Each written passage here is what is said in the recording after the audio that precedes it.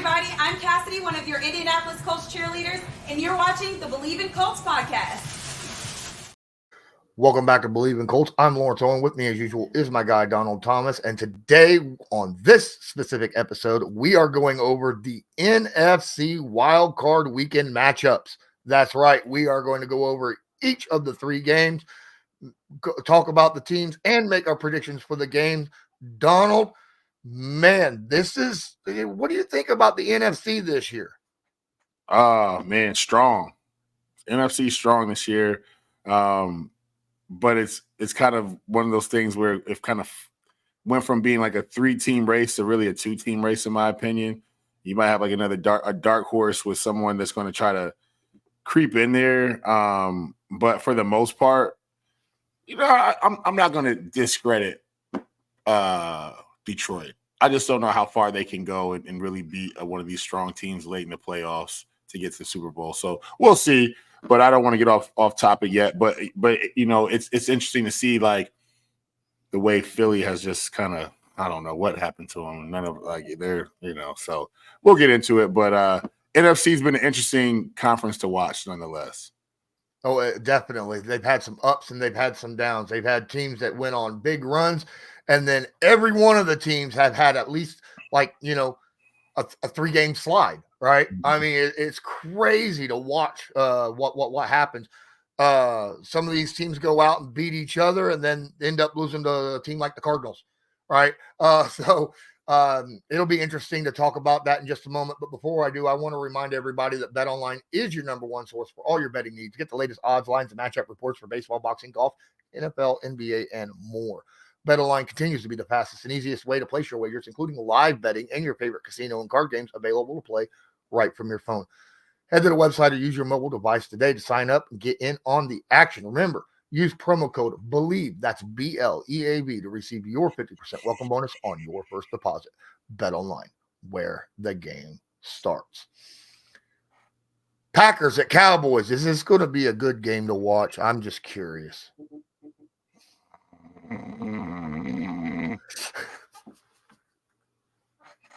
As painful as it pains me, as painful as it just I think Green Bay has shown signs of playing well this year. I think Love is a very talented quarterback.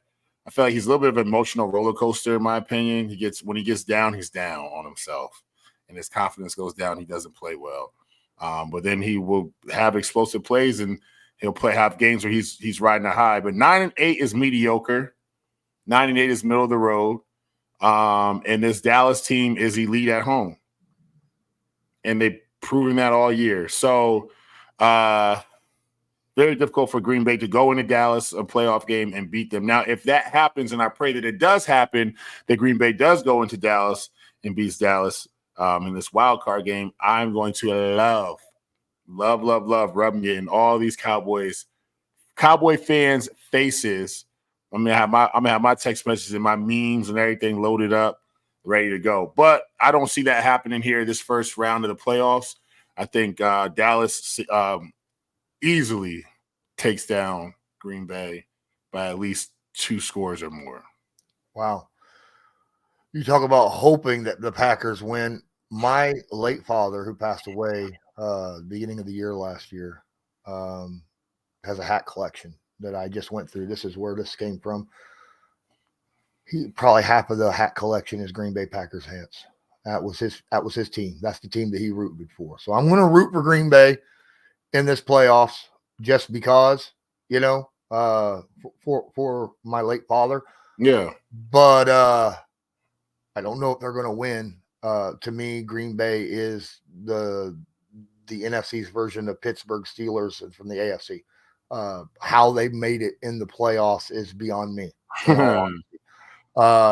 Somebody had to fill the spot, and they were there. That's kind of how it looks. I'm sorry to Green Bay Packers fans. Look, you got some guys on your team that make it look as though there could be a nice future for the organization, but I just don't feel like it's there quite yet. You haven't really shown me that you can go out to say Dallas, like you talked about, and win in their house. Maybe you could do it to Detroit, but your divisional rivals, right? Go and do it to a team like Dallas or San Fran or something like that. That's going to be something that would be very, very impressive, especially in the playoffs. I got the Cowboys winning probably by 13, I'd say. And we're going to go 27-14. Fair enough. I'm feeling that. I think it could be even worse, to be honest with you. I don't see them being able to. You hang tough with them for the most part. I think that they're going to be. It's going to be bad. I think it's going to be bad. I think that this round, Cowboys will look dominant. Besides that, when they got to go on the road the following week, the story will change. All right. Well, with that being said, I guess we move on to what I feel like is probably going to be the better game, the best game of the NFC, and that's the Rams at the Lions. The Rams have been kind of on a tear as of like the last, month or so. I remember mid-season we were like, the Rams ain't making the playoffs. Mm-hmm. They don't look very good. Matt Stafford wasn't throwing well, but they got some guys over there, right? There's this young rookie, this Puka Nacua looks pretty darn solid over there with the rest of that offense, and the defense is just doing enough in order to do what they need to do. And then of course then there's the Lions. The Lions, the team that not only took their division but done so in a commanding fashion. This is the best Lions team I can remember ever, and that's including teams that had Megatron and Barry Sanders, right? I mean, and not knocking either one of those guys. Barry Sanders, in my opinion, is best running back in NFL history. All right, that I have watched. I've got him and then Walter Payton, that I have watched. You ain't that old. Oh, yeah. I was born in 76, man. Oh, ooh. Oh, my bad. Yeah, I'm a bicentennial baby. But look, overall, this team has got an offense and they have a defense for the Lions. And they've got a no-nonsense head coach that will just wants his team to go out there and just be more physical than the other team. Mm-hmm. And they've got key playmakers on both sides of the field, especially at key positions like wide receiver, like, quarterback, like pass rush, right? And that they're at their top of their game right now. And as much as I like the Rams and their comeback this year, I feel like I feel like the Lions should win this game. I really do. You said everything that I was going to say. Here's the biggest storyline. The biggest storyline, in my opinion, is the quarterback stories, the back stories. Right? Stafford's been, was trapped in Detroit for all those years, and they were terrible. Hell, I was there with them for a year when we were god awful as well. But I always knew Matt Stafford was an elite quarterback. I always said it. I was watching him practice in games. Excuse me. He was throwing to a Hall of Fame receiver. We had talented guys around him. We just couldn't put it together as a team. He was a talented quarterback, not the best leader. Right. And so when you have the best player on your team, or one of the best players on your team, or the most influential player on your team is not the leader, this can be a problem, especially when he has the ball every time the offense has the ball and he is the voice of the whole team. He's got to be a leader too. And he wasn't that when I was there. No disrespect to him. He just wasn't the leader that we needed to have. Jared Goff, on the other hand, is a talented quarterback, young, who I felt like didn't get a fair shake or get the full all the chances or get all the time to develop before he was discarded, right? Before he was traded or let go, shipped to Detroit. And it was kind of like a slap in his face, like, we're going to ship you to Detroit. You're going to go from LA. You're going to go, you know what I'm saying? Like you're going from LA to Detroit. Like that is a huge shock within itself. You're like, yo, you really discard me. You're sending me down here for my career to die. Right. Yep. Like you're just like, whatever. So like on one hand, Matt Stafford's coming back to Detroit to show he can play football, which we all know he can. So the storyline isn't about Stafford coming back to Detroit to play, blah, blah, blah, playoff. It ain't that. It's the fact that Jared Goff is about to show y'all why you guys shouldn't have got rid of me and why we're 12-5 and why we're one of the hottest teams in football and why we're about to make this Super Bowl run. That's the real story, in my opinion, right? And the fact is you hit the nail on the head. Dan Campbell's going to have these guys playing physical, ready to play football. But the thing that makes the determining factor between the two coaches is one's been in the league and he's done it.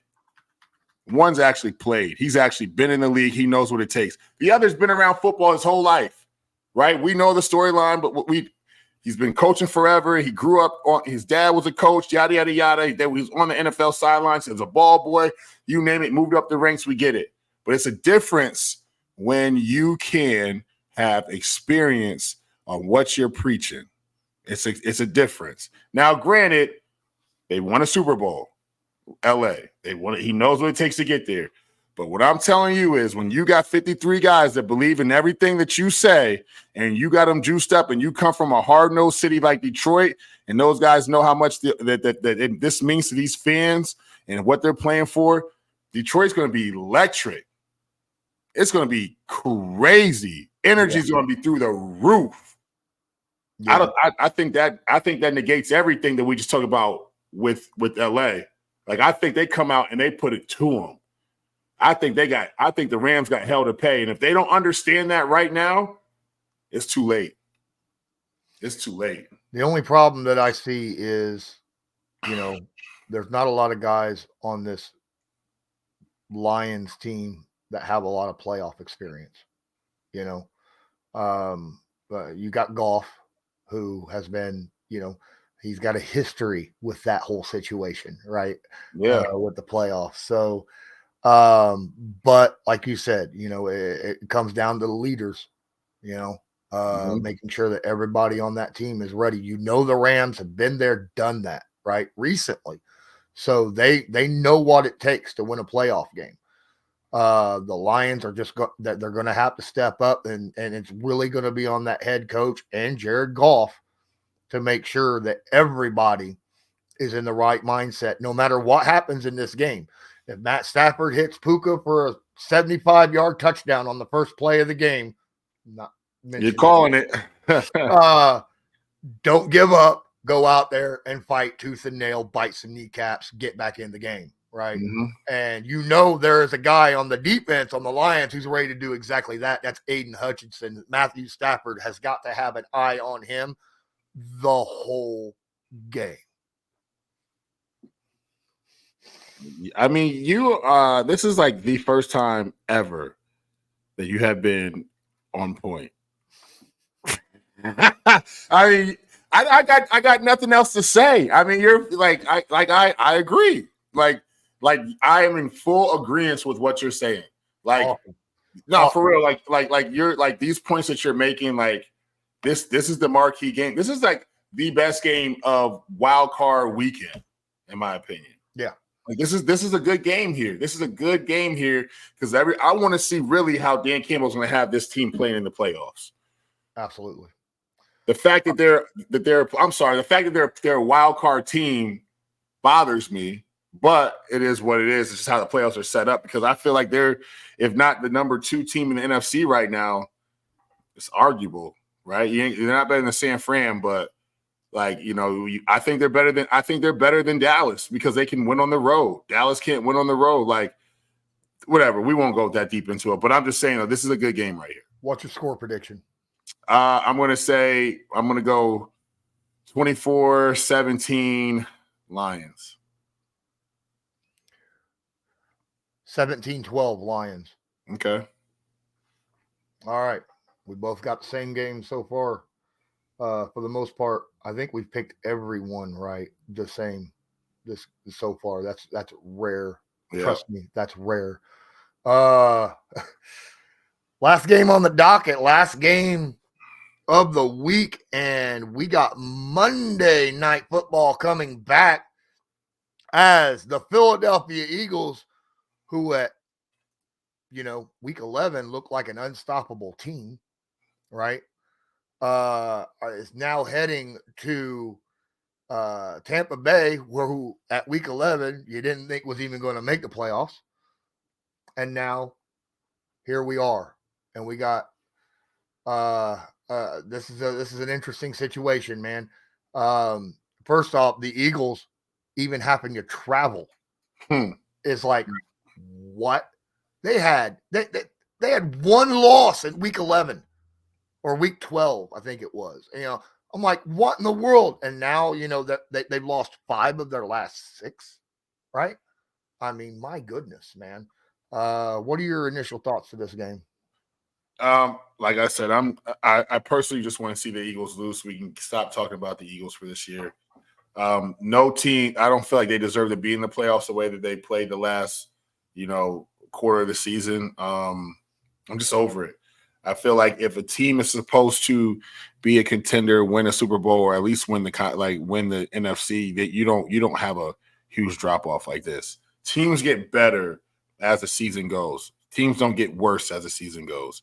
So like all this talk about, we know where we're at, who we are, we know what we have to do, we know what needs to be done, we know like when it comes down, like no, you wouldn't have lost them games if you guys knew what the hell you guys were doing. You're not. No one's going out there and just tanking football games. I always said like all them wins when they were 10-1, they were very close. Like they were ones where they had to come back at the end, or they're fighting a team off from coming back and beating them at the end. Like it was never just blowout. Oh, this is the 10-1 football team. Like look out! Like the only team that beat them was San Francisco. Like oh, they're definitely the number 2 team in the league. Like it wasn't that. So like. I'm over it. Now, can Tampa Bay beat the Eagles? If you look at them on paper, no. But like I said, though, from week 1 back, if you guys have been listening to us, I've said I am a Baker Mayfield fan. And this is why Tampa Bay went out and found a veteran quarterback that still had juice in the tank, that still has proven that he can win some football games. And quite frankly, he ain't scared. And we know Baker's not scared. So Baker's going to go out there and play Baker Mayfield football. It's going to be inspired. Tampa Bay is going to be fired up down there on a Monday night. I'm excited to see how they do. For the sake of good TV, I'm saying Tampa Bay shocks Philly, but in reality, they're not shocking Philly. This is a team that's just going to play better than Philly. Philly's going to find a way to lose, like because they've been losing all these games. They've been finding ways to lose. Like should they have won these games? Absolutely. But they're not winning football games, and you can't go in the playoffs, limping in the playoffs, and expect to all of a sudden just flip a switch and turn it on, and here you go. Now we're fighting to get to the Super Bowl. It don't work that way.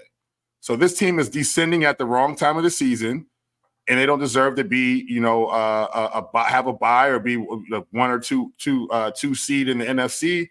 And they're right where they're supposed to be, and they're right where they're supposed to be with losing in the wild card round and going home. So that's what it is for me.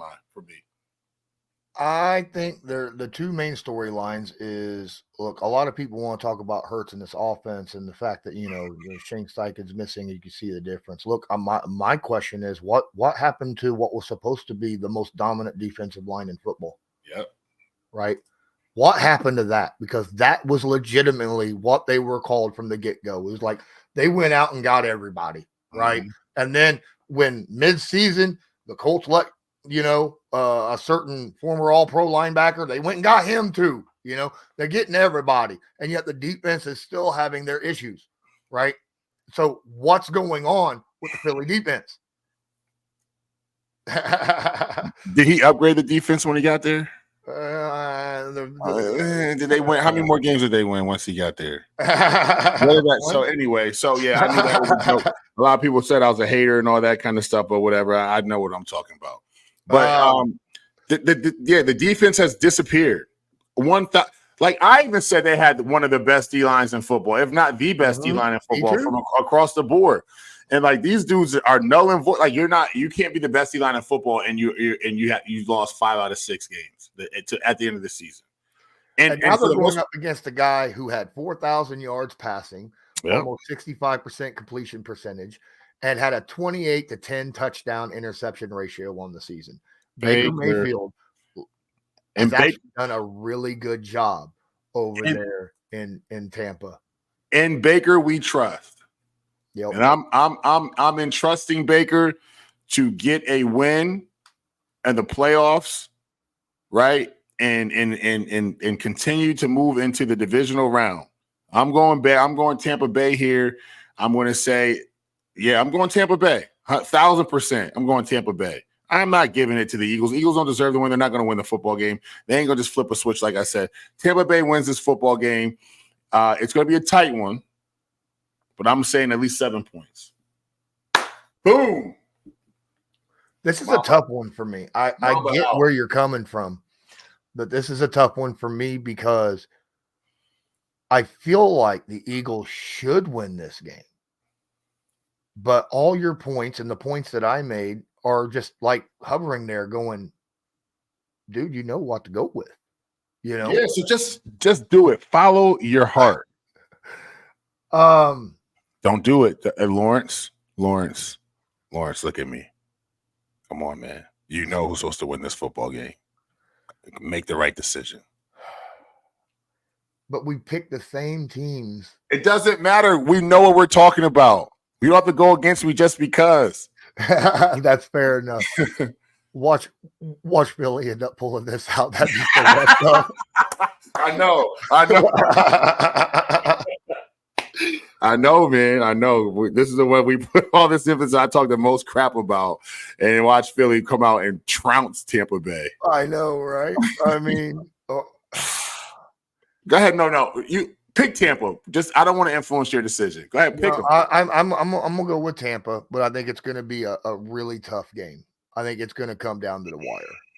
This is gonna be a 3-point game. It's gonna be something like 27-24 or something like that. You know, it might not even be that high. It might be like a 21-18 game. Yeah. I don't know how you're going to get 18, but yeah. There's a lot of field goals in that equation. 6 of them sons of guns. Right. But yeah, I think it's going to be a really, really tight game.